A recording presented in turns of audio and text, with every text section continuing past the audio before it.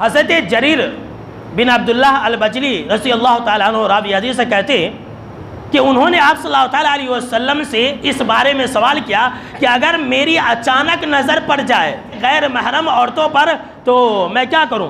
तो आप सल्लल्लाहु ताला अलैहि वसल्लम ने कहा कि फ़ौरन तुम अपनी नज़र को फेर लो, फ़ौरन अपनी नज़र को फेर लो, अपनी नज़र को हटा लो। ये नहीं कि टिकटकी लगा करके देखते रहो और जहाँ तक वो लड़की जा रही है उसका पीछा करते रहो।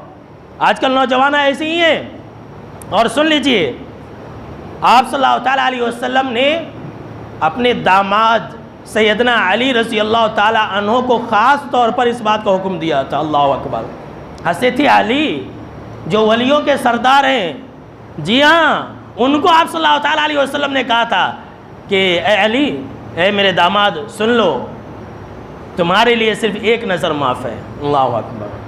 सिर्फ एक नज़र, पहली नज़र जो अगर अचानक पड़ जाए तो तुम्हारे लिए माफ़ है। उसके बाद अगर इंसान चंद सेकंड के बाद, एक सेकंड के बाद अगर घूर करके देख रहा है तो वह इंसान गुनहगार है। ऐसा इंसान जो घूर करके औरतों और लड़कियों को देखता है, ऐसा इंसान कबीरा गुनाह का मुर्तकिब है और ऐसा इंसान आंखों का ज़िना करता है।